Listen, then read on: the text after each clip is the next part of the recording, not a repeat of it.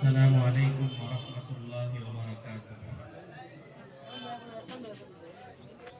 إن الحمد لله وكفى وسلام على عباده الذين اصطفى. أما بعد فأعوذ بالله من الشيطان الرجيم. بسم الله الرحمن الرحيم.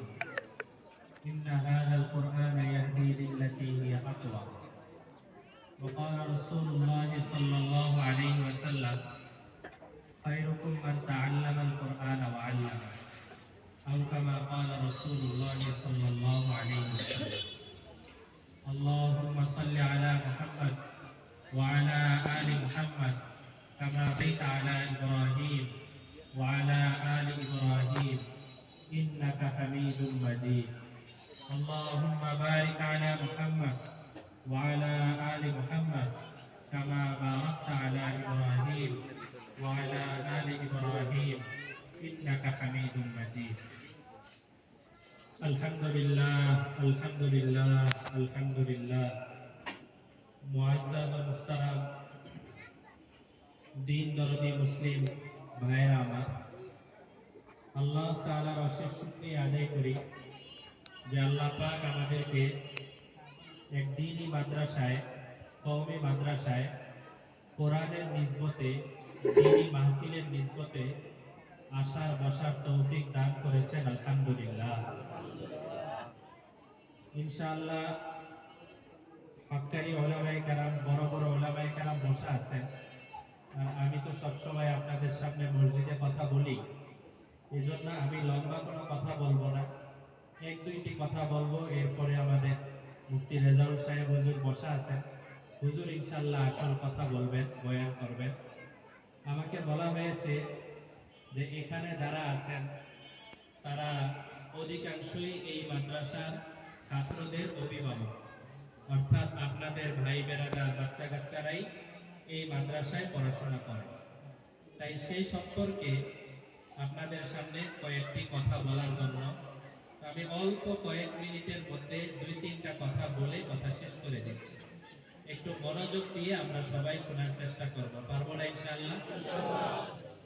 প্রথম বিষয়, অনেক দিন আগে, আজ থেকে প্রায় আনুমানিক 70 বছর অথবা প্রায় 100 বছর আগে ভারতের থানা ভবন এক বড় খানকা ছিল। ওই খানকা এখনো আছে। সেই খানকায় একজন বড় শায়েখ ছিলেন, হযরত মাওলানা আশরাফ আলী থানভী রহমাতুল্লাহি আলাইহি, যিনি এই দুনিয়া থেকে চলে গেছেন 1943 সনে। 1943 সনে তো এখন থেকে প্রায় কত বছর? 1943 সন, এখন থেকে কত বছর? 80 বছরের বেশি নাকি? তাহলে এরও আগে ওনার খানকায়, এই মাওলানা আশরাফ আলী থানভী রহমাতুল্লাহি আলাইহির খানকায় ওনার জায়গায় একজন আসছে। আসার পরে ওনার কাছে একটা প্রশ্ন করতেছে, বলে যে হযরত, নবীজির একটা হাদিস আমার বুঝে আসে না। কি প্রশ্ন করছে? নবীজির একটি হাদিস আমার বুঝে আসে না। কি হাদিস বলো? নবীজির হাদিস আছে যে একজন বাচ্চা যখন কোরআন শেখার জন্য বাসা থেকে বের হয়, বাসা থেকে বের হয়ে মাদ্রাসার দিকে আসে, এই সময়ের মধ্যেই আল্লাহর ফেরেশতারা জমিনে তার জন্য নূরের ডানা বিছায় দেয়। আমার বুঝে আসে না। হাদিসের মধ্যে আছে লাতাজাউ আজনিহাতাহা রিজন লিতালিবিল ইলম, যে তালেবে ইলমের সম্মানার্থে ফেরেশতারা নূরের ডানা বিছিয়ে দেয়, ফেরেশতারা ডানা রেখে দেয়, এরপরে তালেবে ইলমদের সম্মানার্থে দাঁড়িয়ে যায়। তো আমরা তো দেখতে পাই যে এখন যে মাদ্রাসায় আছি, মদিনাতুল উলুম কারিমিয়া মাদ্রাসা, এই মাদ্রাসায় প্রতিদিন সকালবেলা অনেক বাচ্চারা আসা যাওয়া করে না? আমাদের কাছে এই বাচ্চাদের কি দাম?